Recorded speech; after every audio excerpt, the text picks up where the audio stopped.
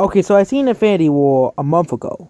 Infinity War is the most liked Marvel movie of all time. There will be people who watched Black Panther who would like to dispute that.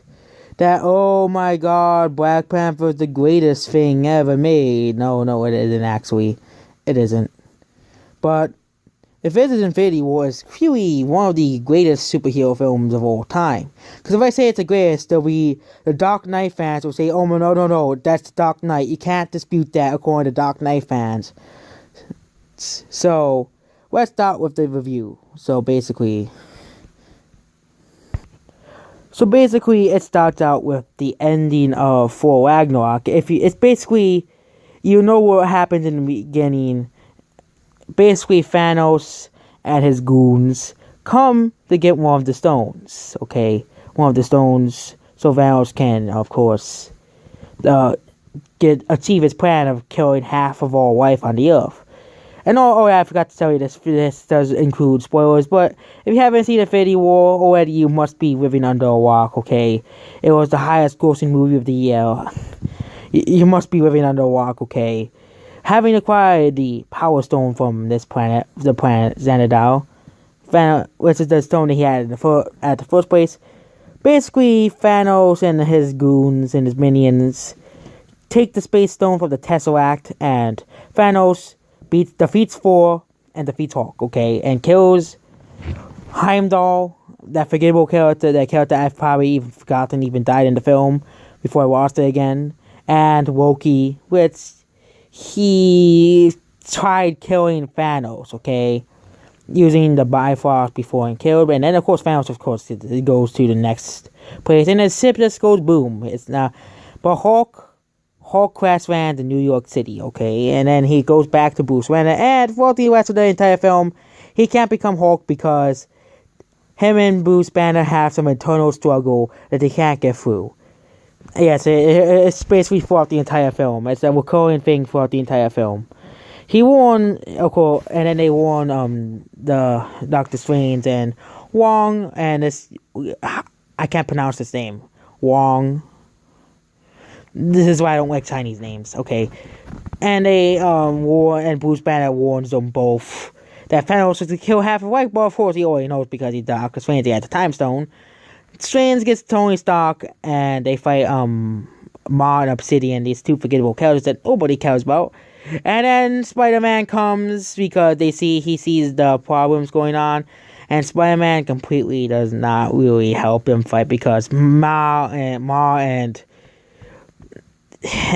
these I'm just calling Thanos' goons, kind of whoop their asses because it's kind of actually Spider-Man actually tries doing stuff, but Bruce Banner can't turn to Hulk, which becomes a recurring thing throughout the movie, and basically Ma, Captain Strange, and Tony Stark and Peter Parker go onto a spaceship, and Banner kind of has to contact Captain America, and Wong basically does nothing throughout the entire film. I have no idea why he's on the freaking box cover, okay? And Scotland, these more forgettable Thanos' minions. Yeah, the Thanos' minions are kind of just forgettable characters, okay? Thanos is the only memorable villain of the movie. I just kind of think the forgettable villains. Thanos is not forgettable, but his freaking minions are. They ambush, the guy, the Vision, to steal his stone. Scarlet Witch tries to protect him. Well, of course, he fails, and then Black Widow saves Vision in time. And the guy who plays that, Sam Wilson, or I think he is the guy with the wings. I forgot. Falcon. Yeah, he's Falcon. I just had to remember. And, of course, Captain America comes, and they take shelter with Hulk and James Rhodes at the Avengers compound. Vision, of course, wants to sacrifice himself to keep the Mind Stone from Thanos from receiving it, which doesn't really work because Thanos gets the Time Stone before the Mind Stone. So, this will be basically cancelled out because Thanos would get the Time Stone anyways. And then Vision offers to sacrifice himself. And then Steve Rogers, or Captain America, decides to go to Wakanda. which believes they have the resources to remove the stone without restoring vision. The Guardians of the Galaxy respond to the Asgardian ship distress, and Thor hits the ship. Like literally, the dead body hits the ship. Who talks about Thanos and seeks the Reality Stone, which is in the Collector, and they go to the Collector's place. Rocket and Groot go to some other place where Thor. They go to the place to get his hammer, his axe, and basically they want to make an axe to kill Thanos. Meanwhile, in Nowhere, Peter Quill, Gamora, Drax, and Mantis go to try to find Thanos, and Thanos already has the stone anyway. Thanos kidnaps Gamora and kills her. And then he gets the Soul Stone, and that's basically the entire thing. But before, Thanos had to ask Gamora to find it where he is and basically tortures Nebula until Thanos can get the stone. But then that begins, and Red Skull has his own cameo. And then he informs that the stone can only be sacrificed from someone he loves. And then Thanos says, I must kill Gamora. Yeah, Gamora's now gone forever. Nebula escapes and asks the Guardians to meet her on Thanos' homeworld, Titan. And then Spider-Man and Iron Man kill the forgettable Thanos' minions that really out to move the plot. Rescue Doctor Strange. Landing on Thanos' planet, they meet the Guardians of the Galaxy. The remaining Guardians of the Galaxy. The group formed a plan to remove Thanos' Infinity Gauntlet. And then they fight, and then they use the Time Stone to view all the futures, and only see one which Thanos loses. Thanos arrives. Of course, he wants to say, I'm gonna just find my plan to kill half the universe because of overpopulation and stuff. Okay, so they fight them until and beat Thanos and almost got the Infinity Gauntlet off until Star-Lord ruins it, and they all kind of just go down a downward spiral until Thanos eventually gets the stone. So let's go back to Wakanda. Okay, Wakanda, Rogers and Captain America, or now he's just Steve Rogers because Captain America decided not to be Captain America anymore. We're from the Winter Soldier, Bucky Barnes. Before Thanos' army invades, the Avengers alongside Black Panther and Wakanda army itself mount a defense. Meanwhile, the most annoying character in Marvel history, Sully, besides Mantis of course, I don't really like Mantis either, work to get the Mind Stone from Vision's head. Okay, and then Banner, unable because this is recorded from, he has to get into Stark's Hulkbuster armor because Thanos cannot, no not Thanos, sorry about that, Hulk cannot turn to Hulk, he has to stay Bruce Banner. Thor, Rocket, and Groot, and then they all fight, and then Thor, Rocket, and Groot arrive to help them because they were kind of just losing at the beginning, and all the forgettable Thanos' minions are dead now. And Thanos arrives, and everybody tried to fight Thanos, but they all lose. Even Scarlet Witch lost to Thanos, and Thor almost kills Thanos, but Thanos does a snap, and everybody here's all the people who died from the snap. Half of all life disappeared. So Black Panther, Winter Soldier, Groot, and Scarlet Witch. Nick Fury is now dead too, and Maria Hill. Drax, Mantis, Quill, and Peter Quill, or Star-Lord, and Doctor Strange are now all dead. And Spider-Man is also dead too. So basically they're all, and here's people who are still alive. Hulk, the original Avengers, the two Black Panther characters I don't really care about. The original Avengers, Rocket, and I think War Machine, the guy who's War Machine is still alive too.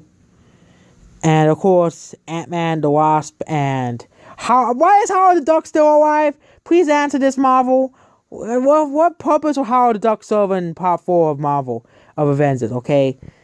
And of course, Captain Marvel is still alive because the movie hasn't happened yet. Ant-Man and the Wasp are still alive, Hawkeye is still alive, and of course, Marvel's version of Wonder Woman is still alive, Captain Marvel. So they're all still alive, but all these guys are now all dead, so how great is Infinity War actually? Infinity War was still a great movie. There were still some moments that just felt like why, but they kind of feel justified, like Bruce Banner not turning to Hulk because he kind of did force him to be Hulk for like lots of time and for Ragnarok, and some of the and Thanos was the real focus of the film, not Thanos' forgettable, useless minions. Thanos was the actual villain of the film. It was one of the few films that the villain actually won the plot. Okay, the villain actually wins, and the good guys lose for once.